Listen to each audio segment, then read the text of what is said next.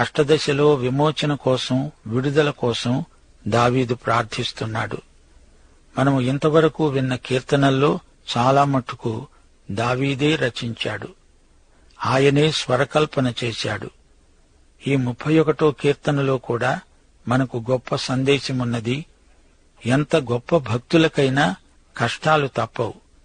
దావీదు గొప్ప విశ్వాసి, గాని అతడు ఎన్నో కష్టాలు భరించవలసి వచ్చింది. అతని కీర్తనల్లో ప్రవచనమున్నది. ఇశ్రాయేలు జాతికి భయంకరమైన శ్రమలు రాబోతాయి. అయితే ఈ రోజున సగటు మానవునికి దావీదు కీర్తనల్లో ఎంతో ఆదరణ లభిస్తుంది. మచ్చుకు 31వ కీర్తన అలాంటిదే. మొదటి వచనం, యెహోవా, నీ శరణుజొచ్చి ఉన్నాను, నన్నెన్నడునూ సిగ్గుపడనియ్యకు. నీ నీతిని బట్టి నన్ను రక్షించు. దేవుని నీతిని దావీదు వెదుకుతున్నాడు. పాపులను క్షమించి రక్షించే మన దేవుడు తన నీతి ప్రమాణాలను ఎన్నడూ తగ్గించడు, దిగజార్చడు. పాపానికి పాపి శిక్ష అనుభవించక తప్పదు. అయితే ఆ శిక్షను యేసే అనుభవించాడు. యేసు మన పాపాలకు రావలసిన శిక్షను తాను భరించాడు. దావీదు అంటున్నాడు, నాకు నీ చెవియొగ్గి నన్ను త్వరగా విడిపించు. నన్ను రక్షించడానికి నాకు ఆశ్రయశైలముగా, ప్రాకారము గల ఇల్లుగా ఉండు. దేవుడే మనకు ఆశ్రయశైలం, చిన్న రాయి కాదు. ఆయన ఒక మహాశైలం, శిలానగం. ఒకసారి యేసు ప్రభువు తన శిష్యులను ఒక ప్రశ్న అడిగాడు, నేను ఎవరినని మీరనుకుంటున్నారు? అప్పుడు పేతురన్నాడు, నీవు సజీవుడైన దేవుని కుమారుడవైన క్రీస్తువు. అప్పుడు ప్రభు అన్నాడు, సీమోను, రక్తమాంసములు ఇది నీకు బయలుపరచలేదు గాని పరలోకమందున్న నా తండ్రి ఇది నీకు బయలుపరిచాడు. నీవు పేతురువు. ఈ బండ మీద నా సంఘమును కడతాను.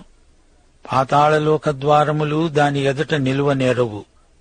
మత్తయి సువార్త 16వ అధ్యాయం 15 నుండి 18వ వచనం వరకు. సంఘము నిర్మించబడిన పునాది క్రీస్తే. 1 కొరింథీ 3వ అధ్యాయం 11వ వచనం, వేయబడినది తప్ప మరొక పునాది ఎవడునూ వేయనేరడు. ఈ పునాది యేసుక్రీస్తే. యేసు అనే రాతి పునాది మీద మన జీవితాలను నిర్మించుకుందాము. యేసు అనే బండ మీద మనము కదలకుండా నిలవాలి. ఆ బండ మాత్రము కదలదు. 3వ వచనం, నా కొండ, నా కోట నీవే. నీ నామమును బట్టి త్రోవ చూపి నన్ను నడిపించు. యేసే నా కొండ, నా కోట. నీ నామమును బట్టి నడిపిస్తావు. నా పేరు కాదు, నీ నామము గొప్పది. దానిని బట్టి నన్ను నడిపిస్తావు. నా ఆశ్రయదుర్గము నీవే. నన్ను చిక్కించుకోవడానికి శత్రువులు రహస్యముగా ఒగ్గిన వల్లో నుండి నన్ను తప్పించు. నాకు విడుదల ప్రసాదించు. శత్రువుల పన్నాగాలను విఫలం చెయ్యి. నా ఆత్మను నీ చేతికి అప్పగిస్తున్నాను. యెహోవా, సత్యదేవా, నన్ను విమోచించేవాడవు నీవే. లూకాసు వార్త 23వ అధ్యాయం 46వ వచనం, శిలువ మీద యేసు ప్రభు గొప్ప శబ్దముతో కేకవేసి, తండ్రి, నీ చేతికి నా ఆత్మను అప్పగించుకుంటున్నాను అన్నాడు. ఆయన ఈలాగు చెప్పి ప్రాణం విడిచాడు. స్తెఫను సంఘములో ప్రథమ హతసాక్షి. అతన్ని రాళ్లతో కొట్టి చంపారు. అపుస్తల కార్యములు 7వ అధ్యాయం 50వ వచనం, స్తెఫను ప్రభువును గురించి మొర్రపెడుతూ, యేసు ప్రభువా, నా ఆత్మను చేర్చుకో అని స్తెఫను పలుకుతుండగా వారు అతన్ని రాళ్లతో కొట్టారు. అలాగే సంఘ చరిత్రలో అనేక మంది హతసాక్షులు చనిపోతూ ఇదే మాట అన్నారు, తండ్రి, నా ఆత్మను నీ చేతికి అప్పగిస్తున్నాను. అనగా నీవు విమోచించిన ఆత్మ ఇదిగో తిరిగి నీ చేతులకే అప్పగించబడుతున్నది. అలాగే దావీదు కూడా అదే మాట అంటున్నాడు, నా ఆత్మను నీ చేతికి అప్పగిస్తున్నాను. 7వ వచనం, నీవు నా బాధను దృష్టించి ఉన్నావు, నా ప్రాణబాధలను నీవు కనిపెట్టి ఉన్నావు. నిర్గమకాండం 3వ అధ్యాయం 7-8 వచనాలు, దేవుడు మోషేతో అన్నాడు, నేను ఈజిప్టులో ఉన్న నా ప్రజల బాధలను నిశ్చయముగా చూచాను. తమను కష్టపెట్టే వారిని బట్టి వారు పెట్టిన మొర్రను విన్నాను. వారి దుఃఖములు నాకు తెలిసే ఉన్నవి. తన ప్రజల మూలుగును దేవుడు విన్నాడు. వారిని విమోచించడానికి దిగివచ్చాడు. ఒకసారి గలిలయ సముద్రము మీద యేసు శిష్యులు ప్రయాణం చేస్తున్నారు. వారు దోణిలో ఉన్నారు. అప్పుడు తుపాను వచ్చింది. అర్ధరాత్రి సమయం. అలలు లేస్తున్నాయి. మార్కు సువార్త 6వ అధ్యాయం 48వ వచనం. అప్పుడు వారికి గాలి ఎదురైనందున దోణి నడిపించటంలో వారు మిక్కిలి కష్టపడుతుండగా ఆయన చూచి రాత్రి ఇంచుమించు 4వ జామున సముద్రము మీద నడుస్తూ వారి వద్దకు వచ్చి వారిని దాటిపోవాలని చూచాడు. మన కష్టదశలో ఆయన మనల్ని చూస్తున్నాడు. ఇది మనకెంతో ఆదరణ. ఇప్పుడు 9వ వచనంలో దావీదు ప్రార్థన చేస్తున్నాడు. యెహోవా, నేను ఇరుకునబడి ఉన్నాను, నన్ను కరుణించు. విచారము వలన నా కన్ను క్షీణిస్తున్నది. ప్రియ శ్రోతలారా, కష్టాలు వచ్చినప్పుడు వారికి వీరికి చెప్పుకునే కంటే దావీదులాగా ప్రభువుకే చెప్పుకోవడం ఎంతో మంచిది. 15వ వచనం. నా కాలగతులు నీ వశములో ఉన్నవి, నా శత్రువుల చేతిలో నుండి నన్ను రక్షించు. మా శ్రోతలు ఈ సత్యాన్ని గ్రహించాలి. మన భవిష్యత్తు, మన కాలగతులు ఎవరి చేతిలో ఉన్నాయో ఆయనను నమ్ముకొని నిశ్చింతగా ఉండడం నేర్చుకోవాలి. యేసుక్రీస్తు చేతిలో మన భవిష్యత్తు ఉన్నది. ఆయన గాయపడిన హస్తములలో మన కాలగతులున్నాయి. ఆయన చేతిలోని గాయాలలో నా పాపాలను నేను చూడగలను. అవి ప్రేమమయుడైన మన కాపరి యొక్క చేతులు. తప్పిపోయిన గొర్రెను కనుగొని దానిని తన చేతులతో పట్టుకొని భుజము మీద వేసుకొని పరలోకానికి చేరుస్తాడు. ఆయనకు నేనంటే ఎంతో శ్రద్ధ, ఎంతో ఆసక్తి. అవే చేతులతో ఆయన మళ్లీ వచ్చి నన్ను ఆశీర్వదిస్తాడు. నా కాలగతులు ఆయన చేతిలో ఉన్నాయి గనుక నేను ఆనందిస్తున్నాను. 16వ వచనం. నీ సేవకుని మీద నీ ముఖకాంతి ప్రకాశింపచెయ్యి. నీ కృపచేత నన్ను రక్షించు. దేవుని ముఖకాంతి నీ మీద నా మీద ప్రసరిస్తే మనకు ఎంత సంతోషం. దేవుని ముఖము అంటే యేసుక్రీస్తే. ఆయనే అభిషిక్తుడు, ఆయనే మెస్సీయా. ఆలోచించండి, దేవుడు ఆత్మ. ఆయన ఎలా ఉంటాడో మనము ఊహించలేము. గాని ఆయన ఎలాంటివాడో, ఎలా ఉంటాడో యేసు ప్రభువు మనకు చూపించాడు. యేసును చూచినవాడు దేవుణ్ణి చూచినట్లే. దేవుని ముఖం అంటే దేవుని వ్యక్తిత్వం. ఆ వ్యక్తిత్వమే యేసుక్రీస్తు. ముఖము కలిగిన దేవుడు యేసే. దేవుని తత్వము యొక్క మూర్తిమత్వము యేసే. 19వ వచనం. నీ యందు భయభక్తులు గలవారి నిమిత్తము నీవు దాచి ఉంచిన మేలు ఎంతో గొప్పది. నరుల ఎదుట నిన్ను ఆశ్రయించు వారి నిమిత్తము నీవు సిద్ధపరిచిన మేలు ఎంతో గొప్పది. దేవుని సౌజన్యం, ఆయన మంచితనము ఎంత గొప్పవో ఎవరు అంచనా వేయగలరు?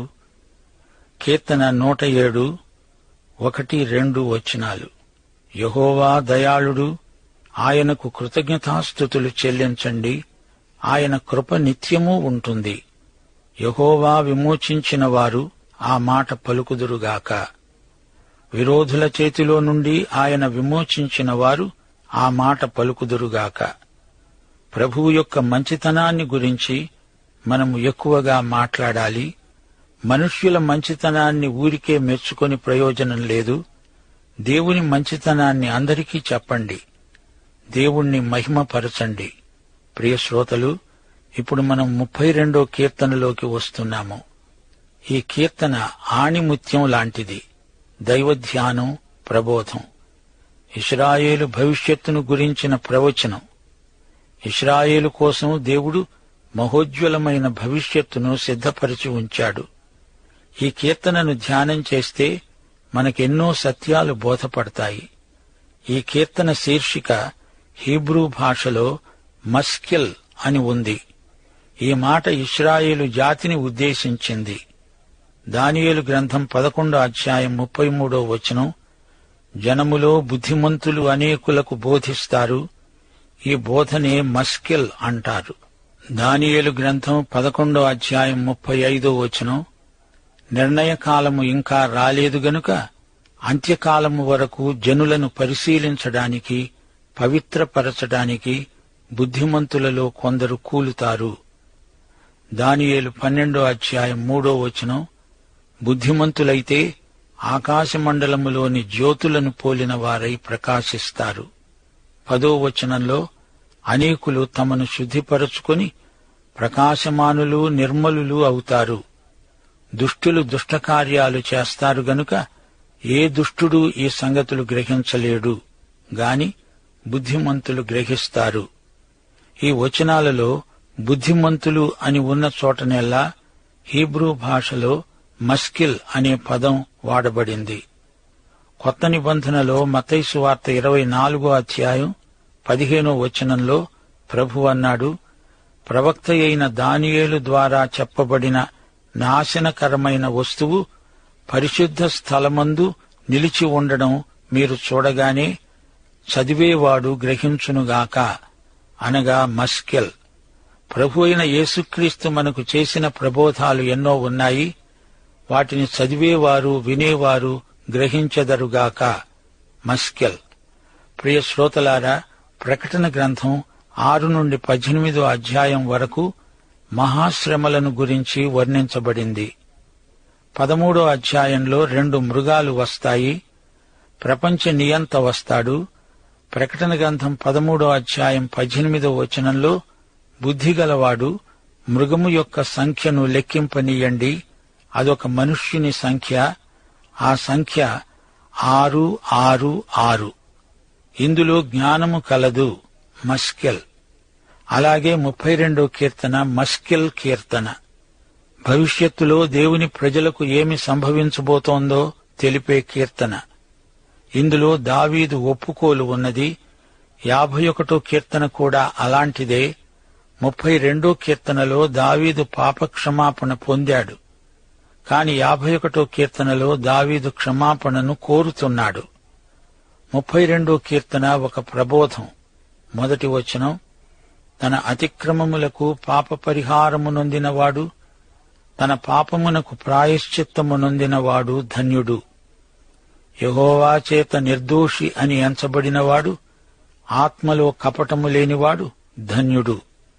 నేను మౌనినై ఉండగా దినమంతా నేను చేసిన నా ఆర్తధ్వని వలన నా ఎముకలు క్షీణించినవి.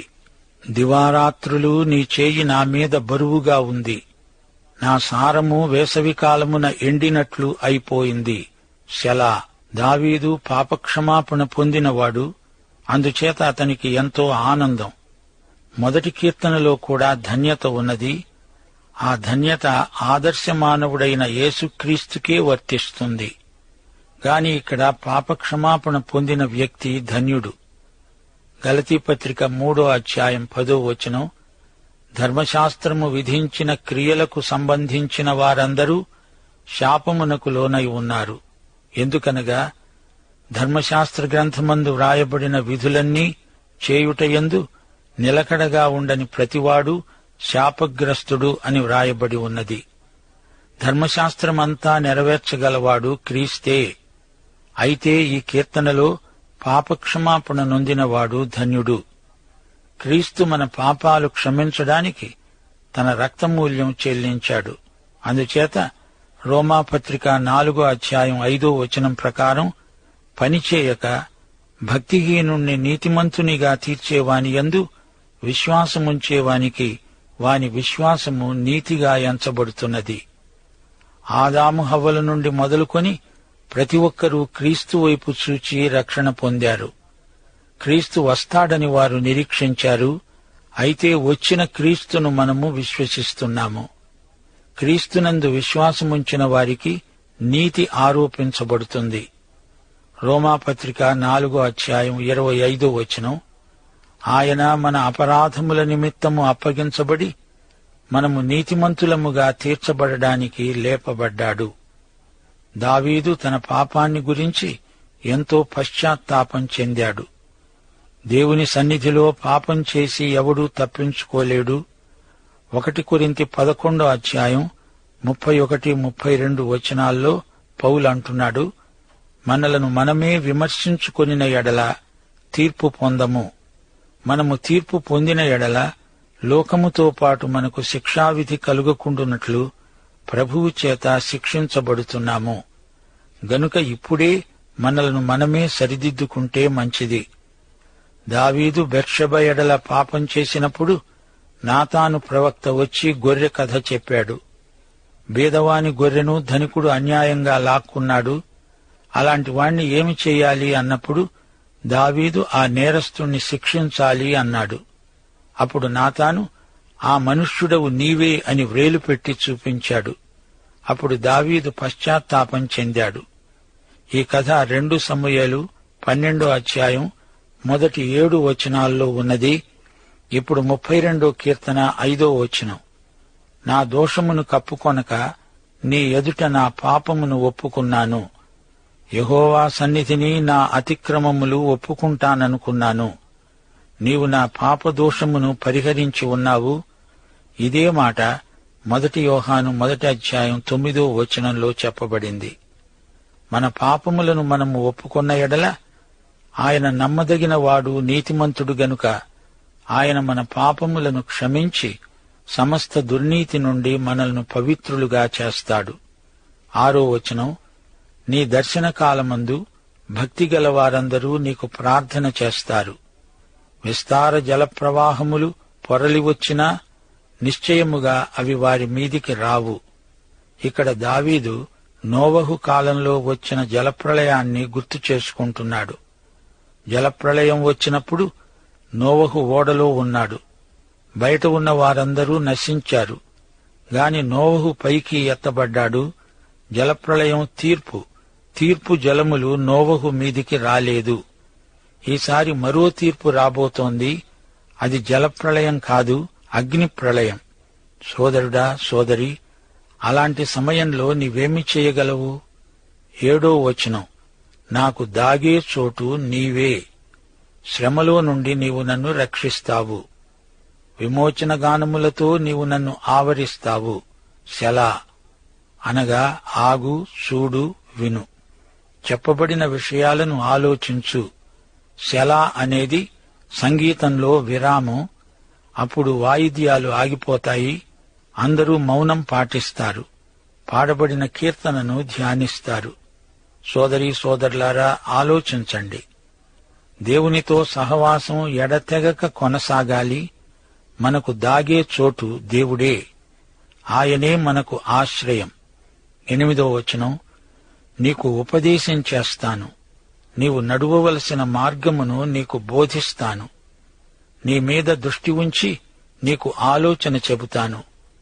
దేవుని దృష్టిలో నీవు నిలిచి ఉంటే, ఆయన కనుసన్నల్లో నీవు మెలుగుతూ ఉంటే ఆయన నీకు మంచి ఆలోచన చెబుతాడు. 9వ వచనం, బుద్ధిజ్ఞానములు లేని గుర్రముల వలెనైనా కంచరగాడిద వలెనైనా మీరు ఉండవద్దు. అవి నీ దగ్గరికి తేబడినట్లు వాటి నోరు వారుతోనూ కళ్ళెముతోనూ బిగించాలి. విన్నారా శ్రోతలు? కొందరు క్రైస్తవులున్నారు, వారు దేవుని సంకల్ప పరిధిలో ఉండరు. అయినా దేవుడు వారిని విడువడు, అదృశ్య హస్తముతో వారిని నడిపిస్తాడు. ఇదే సత్యము మనము ఎస్తేరు గ్రంథంలో నేర్చుకున్నాము. జ్ఞానం లేని గుర్రం కంచరగాడిద. గాడిద బుద్ధి అప్పుడప్పుడు అవిధేయులలో పొడసూపుతుంది. గుర్రానికి కళ్ళెం పెట్టాలి, గాడిద దెబ్బతింటేనే కాని మాట వినదు. ఇప్పుడు ముగింపులో 10-11 వచనాలు. భక్తిహీనులకు అనేక వేదనలు కలుగుతున్నాయి. యెహోవాయందు నమ్మిక ఉంచే వారిని కృప ఆవరిస్తుంది. నీతిమంతులారా, యెహోవాను బట్టి సంతోషించండి, ఉల్లసించండి. యథార్థ హృదయులారా, మీరందరూ ఆనందగానం చేయండి. నీవెవరివైనా సరే, ఎక్కడున్నా సరే, యేసుక్రీస్తును స్వకీయ రక్షకునిగా అంగీకరించిన బిడ్డవైతే నీ హృదయం పైకెత్తి ఆనందంతో దేవునికి స్తుతి స్తోత్రములు సమర్పిస్తావు. ప్రియ శ్రోతలారా, ఈ పాఠంలో మనము నేర్చుకున్న సత్యాలు మరువరానివి. దావీదు శత్రువులు అతణ్ణి బాధ పెట్టారు, అబద్ధాలు ప్రచారం చేశారు. అతడు ఎక్కడికి పోగలడు? దేవుని వద్దకే వెళ్ళాడు. సోదరీ సోదరులారా, 32వ కీర్తనలోని రహస్యం ఏమిటో తెలుసుకున్నారా? కష్టాలు వస్తే కంగారు పడకండి. స్తంభాన్ని పాతిన తరువాత అది నిలుస్తుందా లేదా అని బాగా అటు ఇటు ఊపి చూస్తాము గదా, అలాగే దేవుడు శ్రమలలో మనల్ని పరీక్షిస్తాడు. పాఠం సమాప్తం.